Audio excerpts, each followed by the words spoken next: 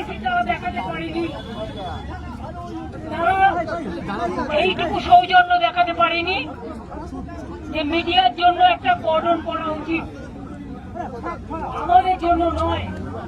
এইটুকু দেখাতে পারলে আমি জানি যারা মিডিয়া কভার করতে এসছেন তাদেরও অনেক কষ্ট হচ্ছে। আমি সবাইকে অনুরোধ করবো দয়া করে স্টেজে উঠবেন না। একেতে বর্ষাকাল, স্টেজের কাজ করা যাবে না, আর আমি এখানে বেশিক্ষণ থাকলে স্টেজের কাজও ব্যাহত হবে। একদিকে বৃষ্টি, কি হচ্ছে নাকি? প্লিজ আপনাদের কথাটা থামাবেন। আমাদের কর্মীরা তো চুপ করে গেছে, আপনারা একটু চুপ করুন দয়া করে। আমি আপনাদের বলি, কোর্টের পারমিশন থাকা সত্ত্বেও আমাদের এই স্টেজ ডেকোরেশন করবার জন্য অনেক দেরি করিয়ে দেওয়া হয়েছে। তা সত্ত্বেও গতকাল লোডশেডিংও করে দেওয়া হয়েছিল। এই প্রচন্ড বর্ষা, রাস্তায় জল জমে আছে, তার মধ্যে কিন্তু আমাদের করতে হচ্ছে কষ্ট করে। আদালতের রায় আমাদের দিয়েছে, তাই পারমিশনটা পাচ্ছি। আমরা আস্তে আস্তে দেখলাম অনেক পলিটিক্যাল পার্টি মিটিং বিভিন্ন মোড়ে মোড়ে হচ্ছে, তাদের পারমিশন দেওয়া যায়, শুধুমাত্র মমতা ব্যানার্জিকে পারমিশন দেওয়া যায় না, আর অল ইন্ডিয়া তৃণমূল কংগ্রেসকে পারমিশন দেওয়া যায় না। এটা কোন ধরনের রাজনীতি? ঝাড়খণ্ড থেকে লোক নিয়ে আসছে বিজেপি, বিহার থেকে লোক উঠছে বিজেপি কংগ্রেসদের দেখানোর জন্য, আর এখানে যারা এসছে তাদের থাকার জায়গা নেই, ট্রেনের টিকিট পায়নি, গাড়ি পায়নি, একটা ধর্মশালাও দেয়নি, সব পালন করে দেওয়া হয়েছে। তবুও তারা এসছে প্রাণের টানে, হৃদয়ের টানে। আমি সবাইকে বলবো, যারা তৃণমূল কংগ্রেস তৈরি করেছেন 98-এর 1 জানুয়ারি, 97-এ আউটডোর মিটিং এর পরে, তারা সবাই ভাই নো স্লোগান, ভাইদের আপনারা স্লোগান দিন না, আমি চলে যাই। আপনাদের কি স্লোগান দিতে বলেছি? আমি যে কথা বলছিলাম মাইকে শুনতে পাচ্ছি না, আসলে মাইকের একটা আমাদের ভুল হয়ে গেছে, ছিল এত ঝামেলার মধ্যে, আর পুলিশ কথায় কথায় এত ব্যারিকেড করছে যে এরা মাথা ঠান্ডা করে কাজটা পর্যন্ত ঠিক মতো করতে পারছে না। তা সত্ত্বেও আমি তাদের ধন্যবাদ জানাচ্ছি যে তারা করছেন। আমি আপনাদের বলবো,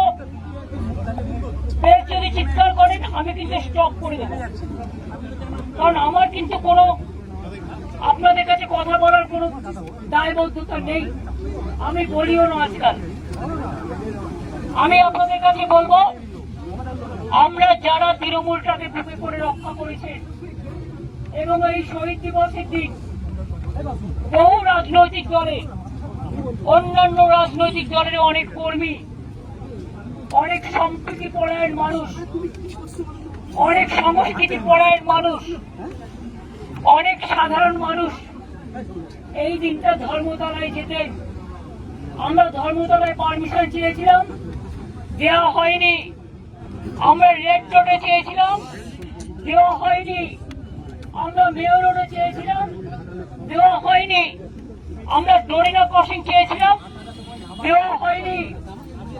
7 দিন রেড রোড বন্ধ করে জোগাড় প্যান্ডেল করা যায়, সাধারণ মানুষকে যাতায়াত করতে না দিয়ে, আর একদিন যদি আমরা বছরের একটা প্রোগ্রাম, এই প্রোগ্রামটা যা 40 বছর ধরে হয়ে আসছে, যদি পারমিশন পেতাম, কোন মহাভারতটা অশুদ্ধ হতো। এবং পরিষ্কার বলছি, যারা বলছেন না থাকবেন নাম, না থাকবে নিশানা, তাদের বলি এটা গদ্দারদের বলুন, আমাদের বলবেন না। তার কারণ আমরা ছিলাম, আছি, মানুষের সাথে থাকবো, কর্মীদের সাথে থাকবো। আগামীকাল নতুন করে পথ চলার দিন, আমাদের যাত্রা হলো শুরু। অবু কর্ণধার তোমারে করি নমস্কার। বাংলার মামাটি মানুষকে প্রণাম জানিয়ে আগামীকাল বেলা 11টার মধ্যে ঝড় হোক জল হোক পুলিশ আটকে দিক, সব অগ্রাহ্য করে জেলায় জেলায় আমাদের নেতাদের থানায় ডিটেইন করা হচ্ছে। এই খবরও আমার কাছে এসছে। এইভাবে জোর করে বহিরাগতদের দিয়ে বাংলাকে কলঙ্কিত করবেন না, বাংলাকে কলঙ্কিত করবেন না।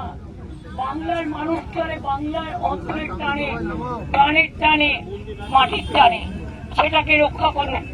আমি আবার আপনাদের বলি, প্রেস মিডিয়ার বন্ধুরা, আপনাদেরও দাঁড়ানোর জায়গা নেই, জলে ভিজছেন, বর্ষা হচ্ছে, আমাদের কাজও বন্ধ আছে, তাই তাদের কাজটা কমপ্লিট করার জন্য আমি আপনাদের সকলকে অনেক কৃতজ্ঞতা জানাচ্ছি যে আপনারা কষ্ট করে এসছেন। আবার কালকে আসবেন, আমন্ত্রণ রইল।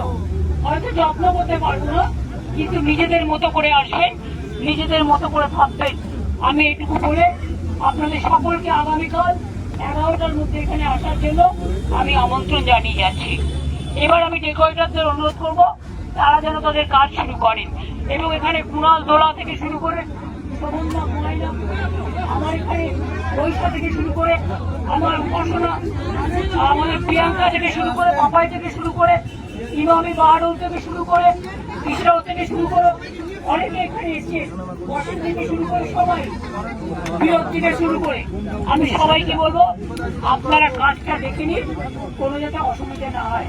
আর প্রেস মিডিয়াকে বলবো রাত্রে যাতে এরা কোনো চক্রান্ত করতে না পারে দয়া করে নজর রাখুন।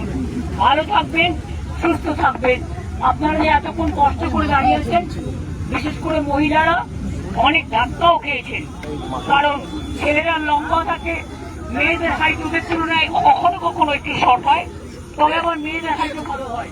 কিন্তু আমি দেখেছি আপনারা অনেক ধাক্কা খেয়েছেন পেছনের ঘুমে, তা সত্ত্বেও আপনারা অপেক্ষা করেছেন। আপনাদের অনেক ধন্যবাদ, অনেক কৃতজ্ঞতা। ভালো থাকবেন, আগামীকাল আবার দেখা হবে। আর আমি এই জায়গাটা ছেড়ে না গেলে এখানে ওরা কাজ শুরু করতে পারবে না, কারণ কর্মীদের আবেগ আপনারা বুঝতেই পারছেন। এই আবেগ অ্যারেস্ট করে, এই আবেগ টাকা দিয়ে, এই আবেগ বেচে দিয়ে হয় না, এটা প্রাণে, এটা ভয় দেখিয়ে হয় না, এটা প্রাণের আবেগ, এটা অন্তরের টান। আমি আমার সহকর্মীরা যারা থাকার জায়গা নেই, খাবার জায়গা নেই, দুটো খেতে পারেনি, গেলে টিকিট পাইনি, টিকিট দেওয়া হয়নি, সবকিছু ত্যাগ করে যারা এসছেন তাদের আমি অনেক ধন্যবাদ, কৃতজ্ঞতা জানাচ্ছি। এবং আগামীকাল যে নেতাই ফোন করুন না কেন, don't care, ignore the culprits, the criminals and the dacoits and the anti-social. Respect the democracy, the justice for the people. Even আমি আজকে কন্ডেম করছি দিল্লি পুলিশ যে অ্যাট্রসিটিস করেছে, বিশেষ করে ককরোচের স্টুডেন্ট এবং ইউথদের উপরে, এবং সুনামকে যেভাবে ফোর্সফুলি অনশন থেকে তুলে এনে দেওয়া হচ্ছে, আমি তার টোটাল ধিক্কার জানাই। এবং আমি 21শে জুলাই হয়ে যাওয়ার পর আমি ভেবেছিলাম ওদের অনশনটা চলবে, একবার যাবো, কিন্তু আমি শুনেছি ওদের ফোর্সফুলি ওদের অনশনটা উইথড্র করা হয়েছে। যাই হোক, তবু তাদের সাথে দেখা হবে। আমাদের সহকর্মীরা ছিল, থাকবে, আগামী দিনও আমাদের শুভকামনা থাকবে। অনেক অনেক ধন্যবাদ, নমস্কার।